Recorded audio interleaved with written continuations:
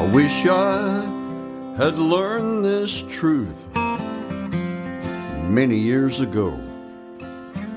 Be thankful for the days. All right, good and welcome to bad. another episode of Warrior versus Zombie. And as always, I have an amazing warrior guest for you here, Mort Orman. Talk to you about him in just a second, but let me remind you as to why you're here. Success is a journey, it's not a destination. As warriors, we all have a history of ups and downs, wins and losses that are all part of making us who we are up to this point, and they provide a foundation for our path forward. We all battle our inner zombie as well as those in our world, and in each episode I interview warriors who are aspiring leaders from all walks of life. Entrepreneurs, artists, health practitioners, business owners, literally any inspired leader that has a story to tell. These warriors have a cause, they have unique value, and a vision that goes generations into the future. And Mort Orman is no exception. Dr. Mort Orman is an amazing warrior. He's a husband, a father, an entrepreneur, a physician, an author, and stress coach. His 50-year warrior journey began as a chemistry student in Duke University, followed by his MD from the University of Maryland. He then began his private practice as an MD focused on treating stress and stress-related illness, where he ultimately became a medical director and founder of the Stress Mastery Academy. Mort has been teaching people how to eliminate stress without managing it. I love that thought process. For more than 40 years, his seminars and workshops on reducing stress for doctors, nurses, veterinarians, business executives, students, the clergy, and even the F.B.I., boy, that's a good one right now, have been helping these warriors in some of the most high-stress professions and roles to eliminate rather than simply manage stress. Dr. Orman's award-winning book, The 14-Day Stress Cure, that he wrote in 1991, is still one of the most helpful and innovative books on the subject of stress ever written. Dr. Orman and his wife, Christina, a veterinarian, live in Maryland. Dr. Mort Orman, welcome to Warrior versus Zombie. How's things in Florida today? Well, David, thank you very much for having me. I really appreciate it. And things are great in Florida. And I also want to thank everyone who's listening for taking the time, whether you're listening live or listening on replay. I know there's lots of things we could be doing. So people who want to expand their horizons and expand their mind and learn new things, I always appreciate that. And so I want to thank all those people who were listening. So. Well, I love that because one of the things that I coach people on, and you hit on it, is you should never take time. You should never spend time. You should never waste time, of course. You should always be thinking of time because it's your non-renewable asset as your most valuable asset. Yeah. Bill Gates can't buy yesterday, right? So I'm always honored, and by the way, I appreciate you taking your time or investing your time in this audience. And you've already done a mastermind with my community a few months back, a while back, maybe a year ago.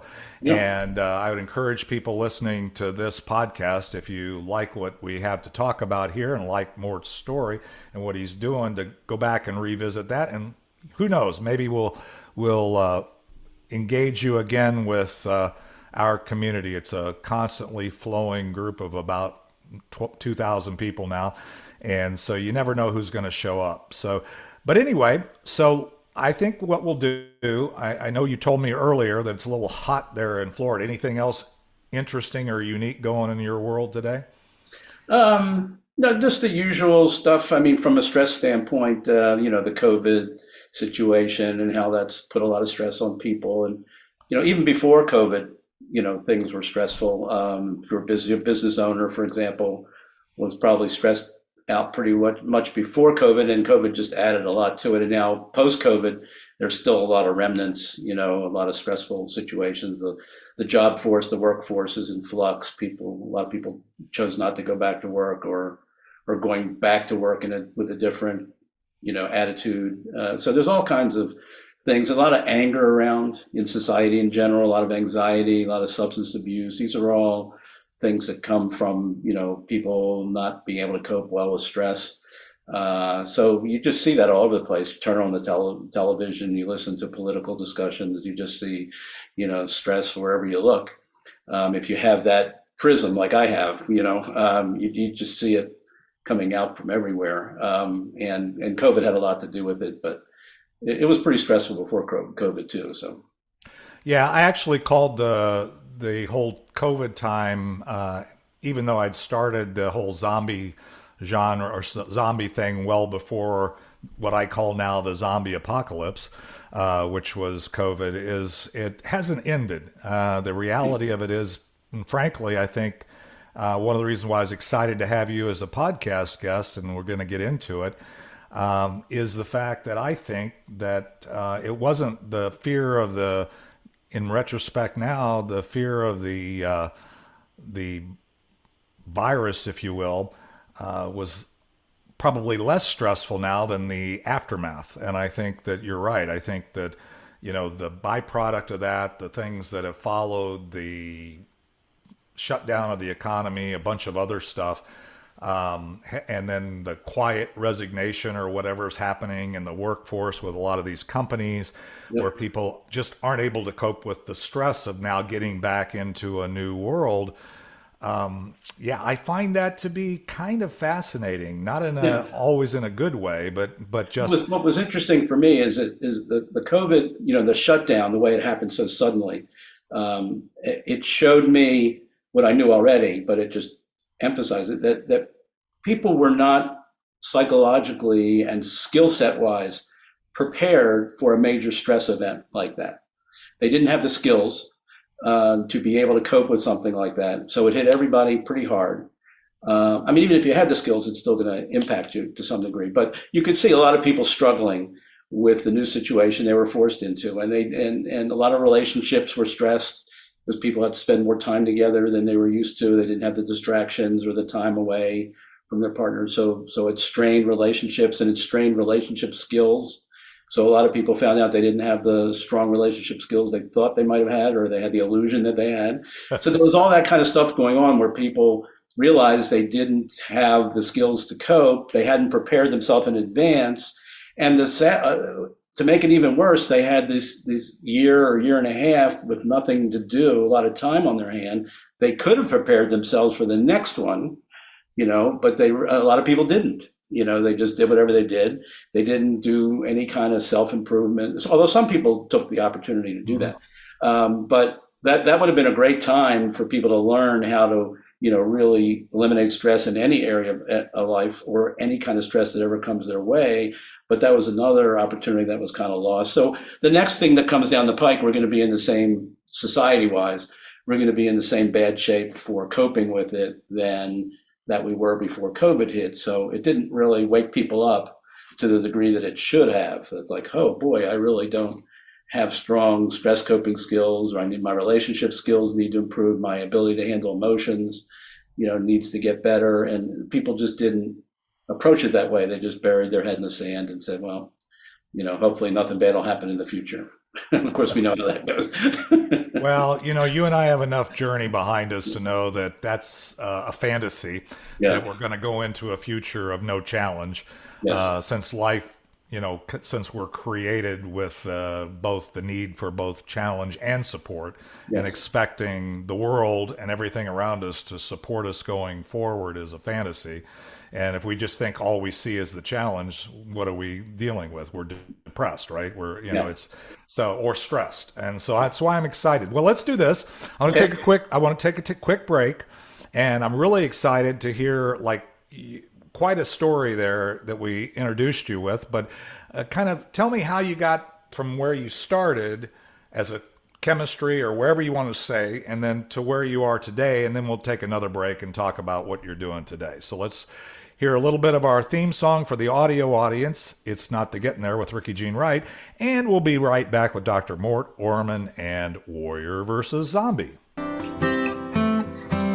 But the miles become the teacher while the student learns real slow, traveling blind most of the time.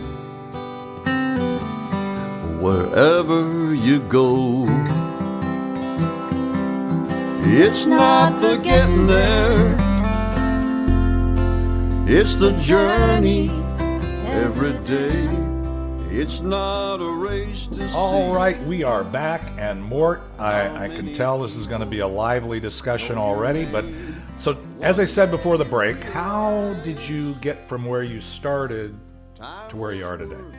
Well, let me back up and just correct one thing in the introduction that may have given people the wrong impression. So I didn't go into practice to focus on stress issues.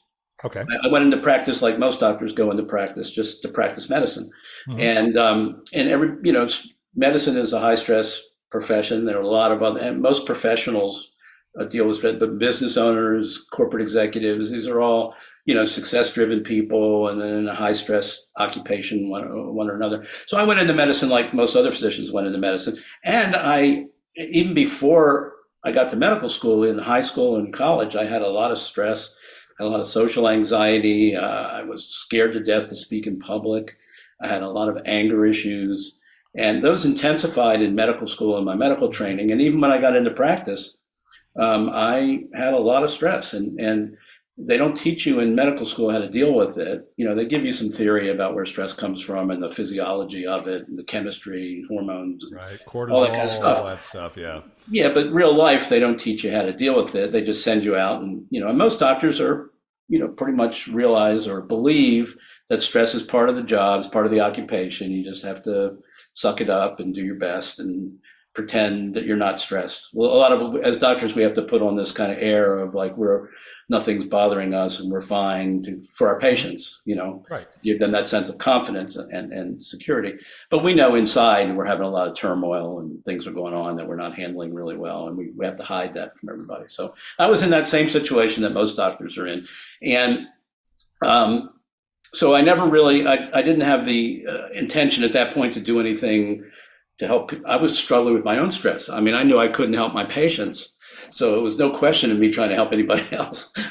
I couldn't help myself. And I tried all these things. I tried all the standard stuff that I had heard and read about, and all the stress management techniques, and nothing really helped. And I think if I was in any other profession, I would have probably just given up hope, that I was ever going to live without stress. I just figured I'm always going to be stuck with poor relationships and a lot of anger and a lot of anxiety and my fear of public speaking and all that stuff. And the problem was, being a doctor, every day in my office, I saw 20 or 30 people, and 90% of them were carrying around lots of stress. And you follow them year after year after year, and you see them develop heart attacks and strokes and get divorced and have their businesses go under and have all kinds of, get addicted to stuff. And you're just watching this parade of damage that's being done by stress. And you're sitting there and you're going like, this train's coming for me if I don't figure this out. So I was really motivated to keep going when most people would have given up. And most people, in whatever job you go to, when you go to your office, you don't see that. Mm-hmm. You don't see the damage day to day that stress does to people, to their health, and not just their health, but to their lives in general. So I was seeing that every day. So that spurred me on. So I made a decision early on in my medical career that most doctors don't make. I made a decision to pursue personal development. Okay. I figured there's a lot of stuff I didn't learn in medical school that, about my patients, about people who I'm treating, and about myself. And so I started doing lots of workshops and reading books and finding people to follow that were like thought leaders. And I started expanding my mindset. And I was like, holy crap, there's a lot of stuff I'm learning that they didn't teach me in medical school about human beings, mm-hmm. or about myself, and so I was getting these ahas and these insights, and eventually it led me to start to question everything that I was taught about stress. And I started thinking, what if all that stuff is wrong? Because I saw all kinds of other things in other areas of life that I was learning where the common conceptions were wrong, and other people had sort of figured out what's really going on, and then they were teaching those things. And so, what if everything about stress is wrong? And I had no idea whether that was true or not when I started down that path, but I decided to go down that path because it was personal to me. I needed to find out how to deal with my own stress, and nothing traditional was working. And eventually I discovered that, That's actually the case. Almost everything we've been taught to believe about stress, and this was 40 years ago, okay? But it's still everything that's being taught today is just as wrong as 40 years ago. I mean, we have so many myths and misconceptions about stress that it's no wonder why the world is so stressed out and why people have such poor stress coping skills, because we're living in this world that's just full of myths and misconceptions, or you could say zombie-like ideas, where somebody's put a virus in our brain. Right. and it's stuck there, and we live with these beliefs that we've been given by so-called stress experts, and those beliefs keep us trapped in a one of the big beliefs is that it's not possible to live a stress-free life in today's modern world. Everybody's been taught to believe that life is just stressful, is what we've been told. Well, I found out that's not true. I used to believe it. I used to think it was true for me. I used to think I had no prayer of ever, living without stress. And then all of a sudden, over a couple-year period, after being willing to consider that most of what I was taught was wrong, and then try to find out, well, what is really true about stress, I eventually started having breakthroughs in my own life. I stopped being an angry person, for example. I got rid of my fear of public speaking. I never thought that was possible. My relationships, which had been really not so good, and I had 100% failure rate in all of my relationships with women, consistently into my mid 30s. And I thought that was just the way it was going to be. And I eventually got insight into where that was coming from within me. How I was screwing up all these relationships, which I hadn't seen before. So I got some insight into the internal dynamics within me that was causing problems in my relationships. And once I could see what was going on, I was able to fix it. I was able to learn, what does work in relationships and put those things in place. And I've been married to my wife now for 38 years. So, I had these fantastic breakthroughs. Talking about anger, I took up tennis in my late 20s, okay?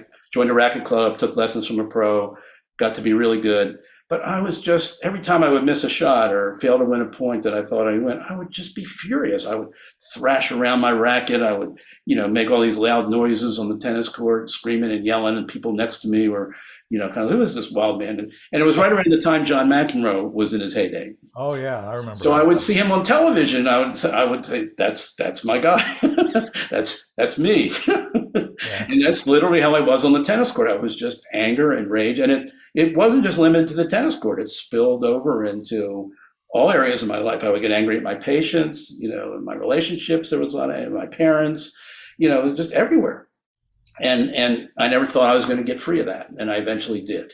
So there's all these breakthroughs that I was able to have in my own life by rejecting all of the common beliefs about stress and doing the work of finding out what's really true about stress, applying that in my life. And once I did that, I said, wow, I've got something now. I've got a system for approaching stressful problems now that I can actually teach to other people. So that's when I started doing the seminars and workshops. It wasn't until I was in practice for several years and had gone through that journey where I started questioning and then did the work to find out what really is true about stress. And when I came through it, I said, my God, stress is such an important health issue that as a doctor, I have to teach this. I can't have discovered this, system for dealing with stress that works really well and not share it with other people because it's so important for people's health. And that's part of my commitment as a doctor has always been to do the most I can do to help people, not just patch them up when they get sick, but to try to keep them from getting sick. And now I had something which most doctors don't have, by the way. We all wish we could keep people from getting sick, truly. We would prefer to do that. But preventive medicine today is very, very rudimentary. And we don't have skills that we really need like this. Can you really take a stressed person and put them through some kind of a program or, teach them something? They come out, they're no longer stressed. Like I came out super angry, very volatile. And then over a period of a year or two, now I don't get angry. I haven't gotten angry at all, hardly in the last 40 years. I was at a conference the other day, and I was sharing with somebody this anger story about being like John McEnroe, and they said, "Well, can you show me what it was like, how you were?" I couldn't do it. I couldn't mock it up. It was like it's so gone for me. The anger is so gone for me. I had a hard time actually recreating it because I hadn't done it in so long. It was gone. So, when you go through and you learn stuff like that, you can't just sit on your backside and keep it a secret. So I started doing seminars, and the seminars were wildly successful, wildly popular, and I've been doing them ever since. I've been doing them for 35 plus years, and every chance I get, somebody asks me to do a seminar, I'm happy to do it for them. And I've written 20 some books now. That was the first one you mentioned, but I've written 20 some books after that on how to eliminate different topics on how to eliminate stress. And I created National Stress Awareness Month back in 1992. Wow. Created a nonprofit organization to do that, and that's still going. So every year I've been the sponsor of National Stress Awareness Month for the last 32 years or whatever it is. So I've had all these successes in the area of stress, but it's still the old mindset is still so powerful that the work I've done has been like a drop in the bucket. It's been like spitting in the ocean. I mean, there's so many people still believe the old stuff that isn't really true. Well, one of the things is, okay, so I got the zombie. One of the things I always like in this segment is to really kind of get our audience's head around the zombies that we've overcome. And again, zombie is just a metaphor for challenges, insurmountable things. You hit on a few of them really in your story, one of which is, like most people, you started into the whole, you were, chemistry, then went into medicine, and often that can be, when you start on a path and you realize that it's a bigger challenge or there's a direction you need to change to, you changed from just maybe family practice or what, I don't know if internal medicine. It was like family practice. Yeah. And said, oh, I need to change. And it was clear that you consciously made that. So that was a warrior moment where you said, I can't just keep going forward in this with my zombie brain and just keep doing what I did yesterday, because really I'm going to end up with my destiny being my history, which isn't what I want. So you made that you overcame that. The anger thing fascinates me in that we often have that zombie. Well, that's just who I am, right? I'm just an angry guy. Yeah. I'm John McEnroe. You find somebody else in the world that mirrors what you do or does it the same way that maybe you admire, maybe you don't. You say, okay, well, I'm just like him. So that's also, kind of a zombie that it sounds like you've overcome. I love the story that you can't. I have those same things, by the way, in my life where there's things that I can't do today.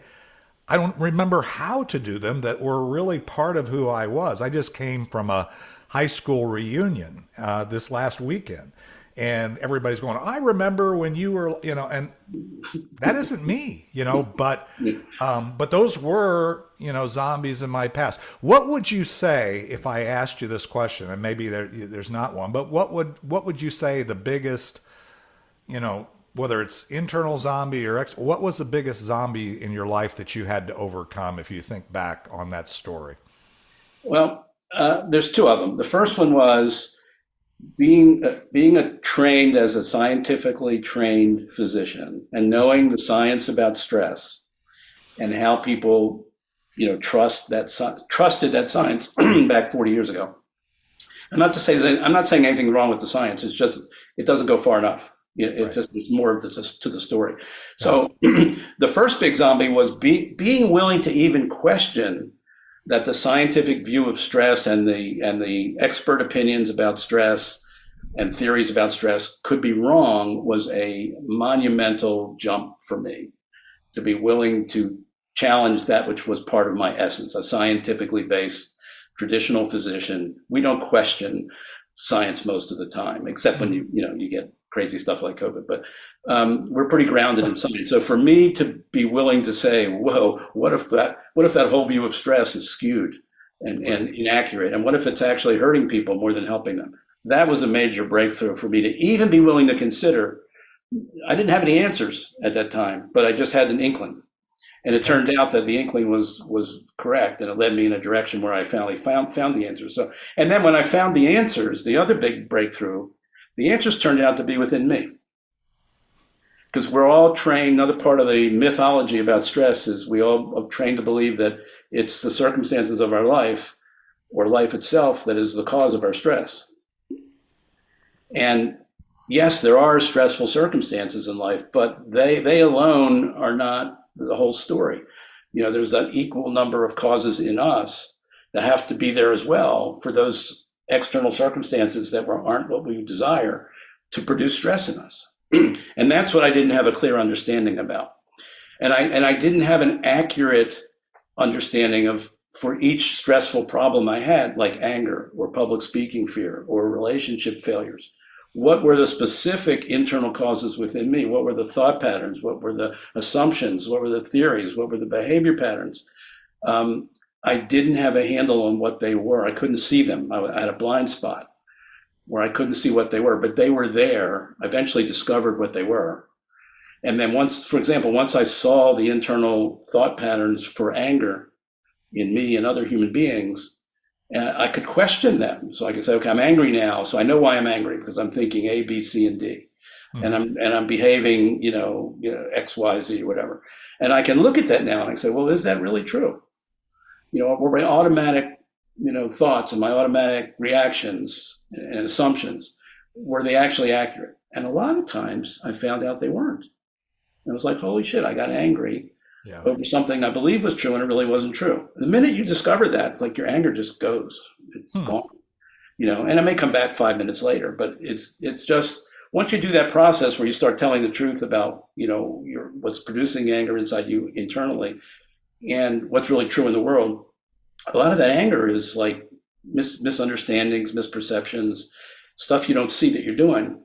And then after you do that for weeks and months and years, eventually you stop seeing life in the incorrect ways. So you don't generate the anger so much anymore that you used to have, because now you're seeing life more clearly, because you've had 1,000 corrections, where you messed it up and got angry and saw things inaccurately. And don't forget, I have 40 years of experience using the system. So in the beginning, it wasn't so easy, but the more you do it, same thing with relationships, it's a process. And when you see all the ways you destroy relationships and you catch yourself, you're about ready to open your mouth and criticize your partner or say something really demeaning, that's not a good move in a relationship. Whether it's accurate or not doesn't matter. It's going to poison the relationship, and the other person's not going to be happy about it.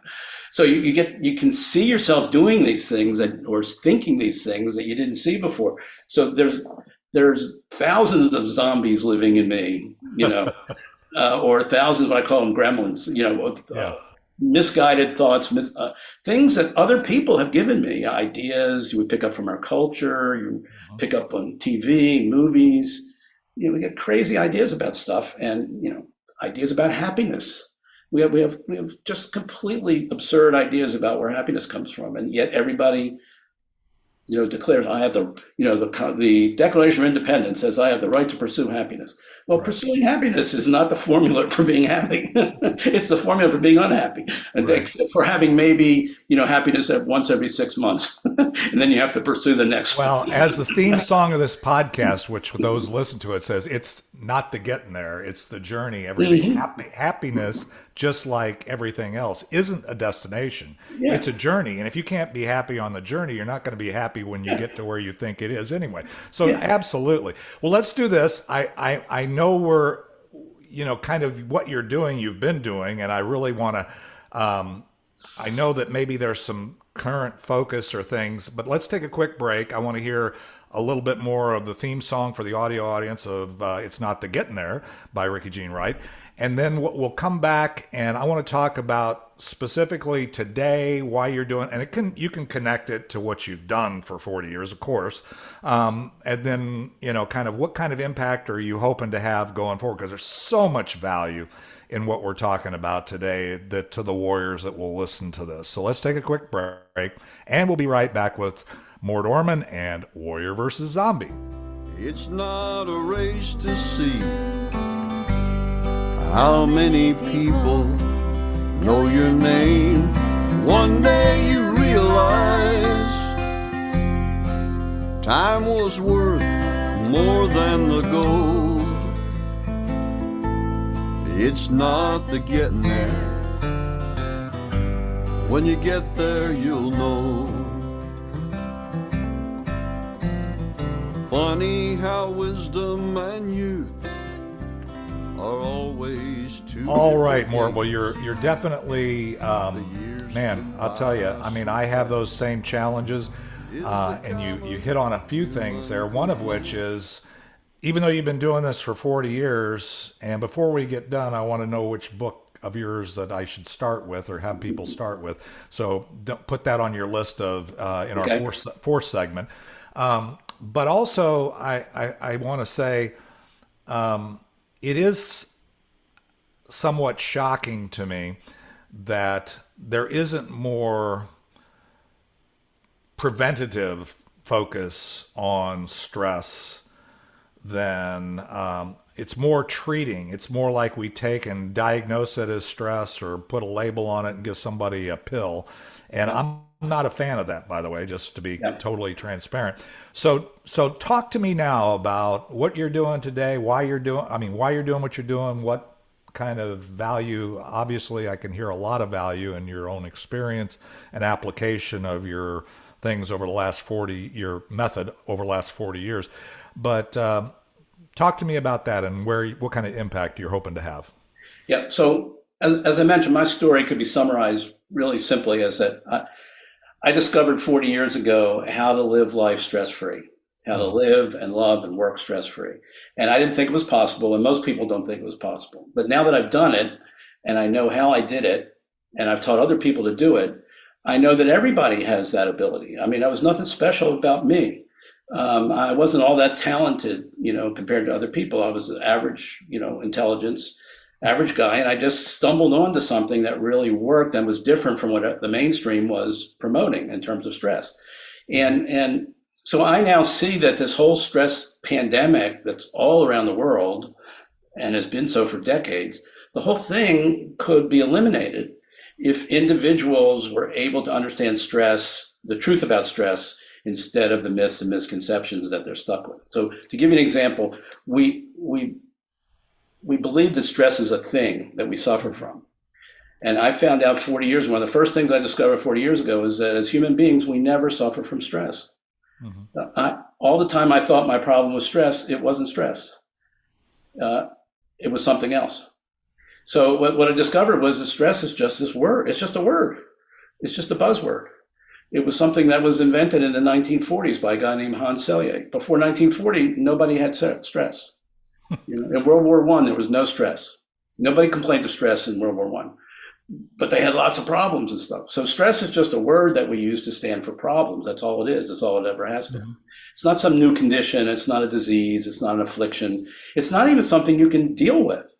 Because it really what it is, when you say you're stressed, it means we're having problems in our life. It's those problems that are real. So it could be anger, it could be fear of public speaking, it could be troubled marriage, it could be conflicts with kids, it could be financial concerns, it could be COVID, whatever it is. These are individual problems that we have to cope with, and that's what we mean when we say we're under stress. Okay, so trying to deal with stress is really a ridiculous idea. But it's what everybody's taught to do. We're taught to take all our problems, lump them into a basket, label it stress, and then ask ourselves, how can I deal with my stress? And that's the minute you do that, you're not getting any specificity on your problems, and you can't get to the causes. The second big myth we have is that stress management is the be all and end all for dealing with stress. It's not. It's really a crappy strategy. It mostly deals with symptoms. So if you really want to deal with your problems, like if you're getting angry all the time, you can put up a punching bag and punch the punching bag 20 times a day and feel a little bit better. And then tomorrow you're going to be just as angry as you were yesterday because you haven't gotten at the source of the problem, So that's what stress management does. The best thing to do is to stop trying to deal with stress, figure out the problems you're having, and then figure out the causes of those problems, including the causes within you, which is where the real money is. And that's where you get the most bang for your buck and you've got the most power. You can be the biggest warrior around those problems when it comes to understanding how you're contributing to them in ways that you weren't able to see before. So that's where people should be. That's what we should be teaching in high school and college and any other professional training. We should be teaching people, don't try to deal with stress, forget about stress, try to figure out where your problems are coming from, not only the external causes, but also the internal causes, and give people training on how to identify the internal causes, which is what I've been doing for the last 40 years and what I'm doing now, and what I believe would be the solution for the stress pandemic if everybody knew how to do that. And the media is not going to teach us how to do that. The schools aren't teaching people how to do that. I did a TEDx talk at a high school a couple years ago titled "What We Should Be Teaching, high school students about stress." And I explained this very same thing, and they were very receptive to the idea, and they realized they're not getting prepared for life. You shouldn't be allowed to graduate college without understanding where your anger is coming from, where guilt comes from, where frustration comes from, where worry comes from, where anxiety comes from, where relationship failures come from, where stress at work comes from. You should not be allowed to graduate college without having that grounding in education, and almost nobody gets it today. So that's what I'm trying to do. I'm trying to promote that kind of education. I'm trying to wake people up to the myths that they've been, poisoned with, that are keeping them stuck believing that they have to put up with stress, or even worse, some people actually believe stress is good for them, that it makes them more productive, which is also a myth. So that we got all these crazy ideas that we've gotten about stress that aren't really true. And my mission is to try and, debunk them and spread the word about what's really true so that people can be empowered. So they truly, I believe everybody has that warrior spirit within them. We all, I agree. And I didn't know I had it, but when I went through that process and I look back, I said, wow, that power was in me all along. I just didn't know I had it. I could have looked inside and figured out what was going on, but I didn't. So it wasn't anything magical. It wasn't anything superhuman or any genius. It was just something I hadn't been taught to do, or I hadn't been encouraged to do. And fortunately, I got to the point where I did it, and then I could say, whoa, this is really powerful stuff. And everybody should be doing this because it would relieve a lot of the stress that we have in the world today. And that would reduce a lot of illness and premature death. Yeah, and that's one of the things back during the zombie apocalypse that I was constantly, and I think you came to our group when we did the mastermind, and I know that because people were struggling with the things that they couldn't control, and trying to label it and saying, okay, all these stressors and all this change, but the thing that is still the question that it still comes, and then we'll take a break and we'll go to the final segment. But it eats on me here in this conversation is 40 years. What you've discovered or what you've done for the last 40 years, and it's still a secret to many people. Again, there's so much about managing stress, and also the negative consequences of how people choose to manage stress, like alcohol, like drugs, like even pharmaceuticals. It's almost like there's a whole industry around managing stress, when in fact it's also the case in a lot of other medical areas, right? I mean, I've been on my own wellness journey and realized that the biggest challenge I had was not what I didn't know, it was what I thought I knew that simply wasn't true. And as a doctor, is that what we're dealing with here, or what? As a doctor, we treat symptoms a lot. We might not understand what the causes are, and we treat symptoms. And fortunately, the body heals itself in a lot of ways. Right. It keeps us in business, okay? Because the truth is, we don't really understand a lot of the illnesses that we're treating, but we treat symptoms, and that's the thing where stress management got its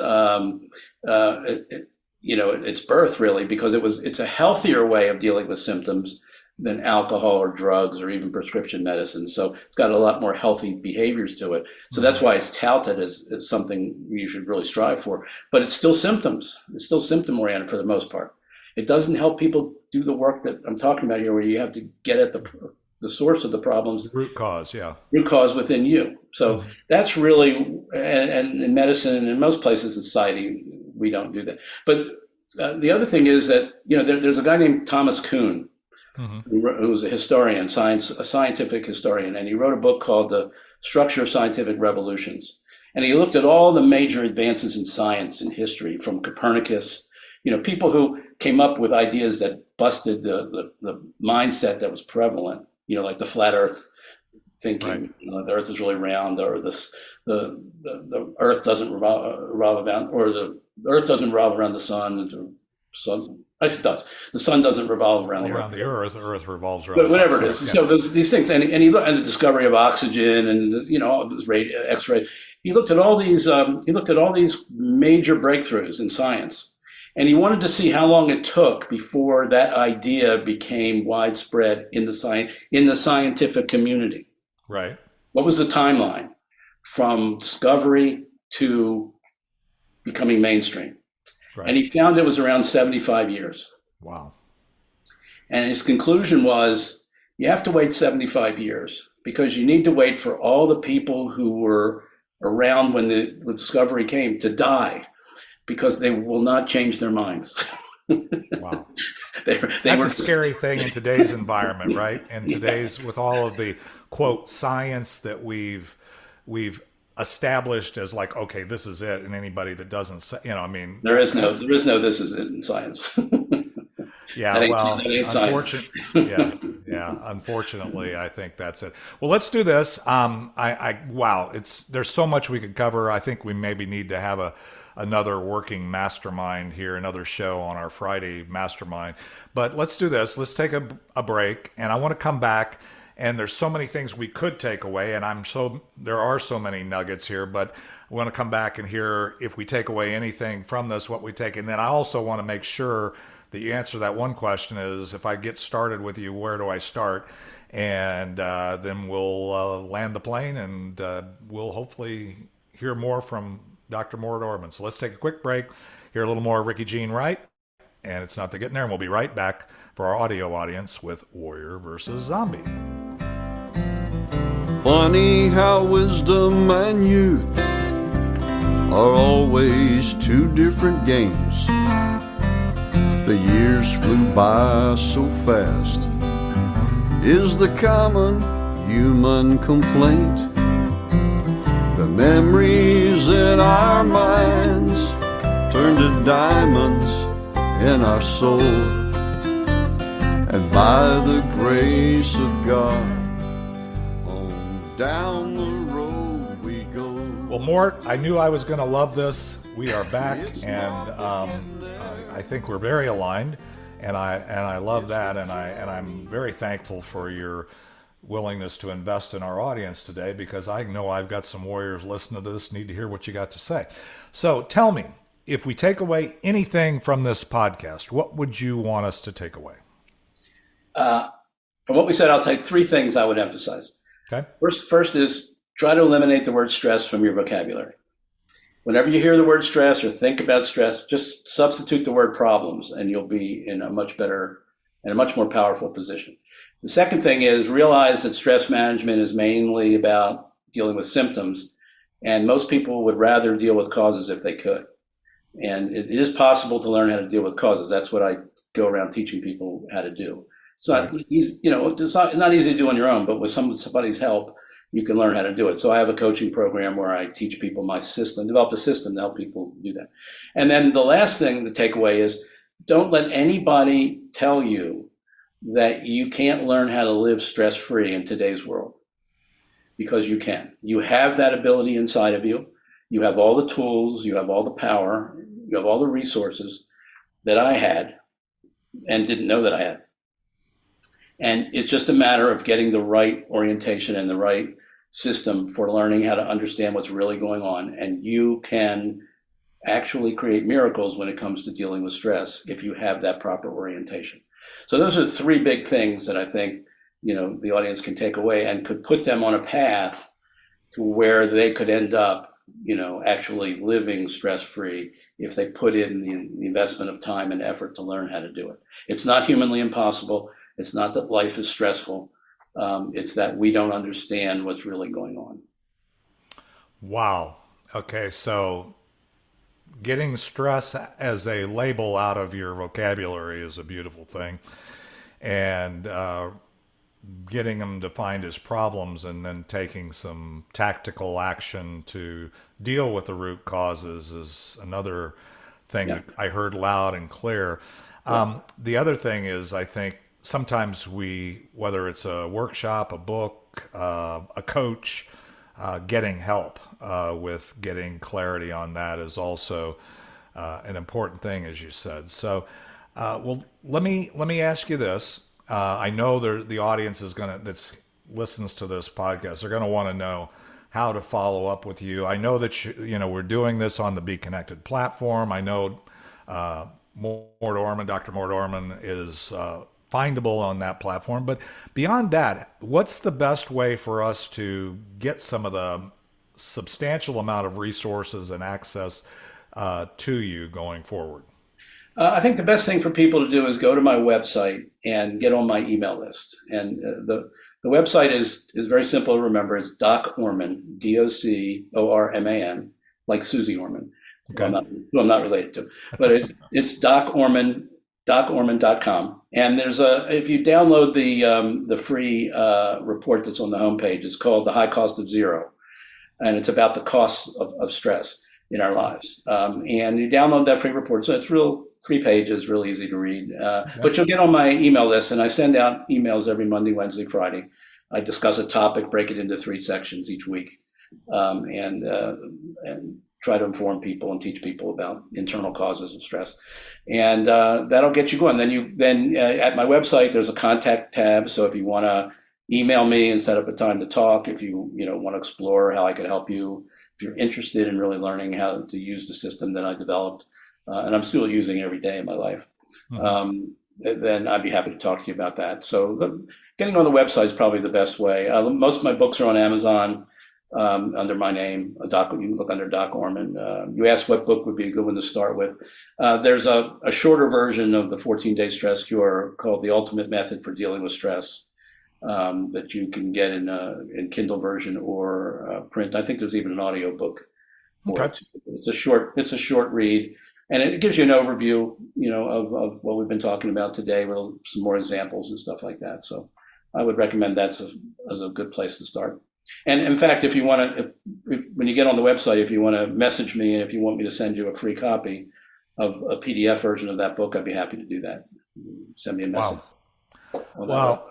Thank you, Doc Orman, DocOrman.com. Thank you for sharing with our audience today. I know in today's world, it's more needed than ever. And I like the fact that you've simplified some of the things and you've gotten clarity. And that's one of the benefits and the reasons we do the podcast. And, today our attention span, we're so overwhelmed with things a lot of times that committing an amount of time, we feel so overwhelmed with the things that we label that as stress and say, I'm too stressed to be able to do, I just had a conversation, too stressed to focus on creating a list of the problems that are creating the way you feel.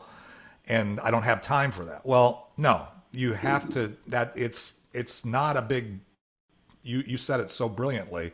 It's not this big pile of all these things. And then I got to deal with that. And that's overwhelming, but also breaking it down. So I love it. I think your investment here will pay for the people that choose to listen to this show in over and over and over again. So, but thank you for sharing. I so appreciate you sharing with our audience. This is my mission. This is what I love to do. Because there's a lot, there's just so much misunderstanding that somebody's got to start straightening it out. Well, thank you again for serving our audience. And I'm sure there's a future episode in this for maybe drilling down on one of these topics even a little bit more. And so I'm already, my brain's going 100 miles an hour. But at this point, we're going to have to, as I say, land the plane for this episode of Warrior versus Zombie. And you'll hear a final outro of their theme song. And we'll be back next Thursday, 11 Central, for another episode at another Warrior. So listen to the final theme song, and we'll be back next week. It's not the getting there It's the journey every day. It's not a race to see how many people know your name.